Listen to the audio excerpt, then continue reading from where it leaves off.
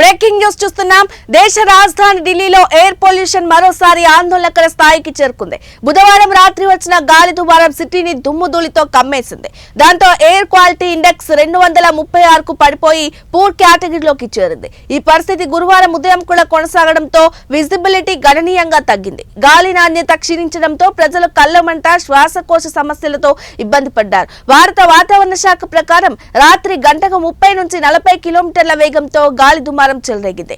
గాలి దుమారం తర్వాత గంటకు 3 నుంచి 7 కిలోమీటర్ల వేగంతో గాలి చాలా బలహీనంగా వీచడంతో ధూళి కణాలు ఎక్కడికక్కడ చెదరకుండా ఉండిపోయాయి. దాంతో ఇందిరాగాంధీ అంతర్జాతీయ విమానాశ్రయంలో విజిబిలిటీ 4500 మీటర్ల నుంచి 1200 మీటర్లకు పడిపోయింది.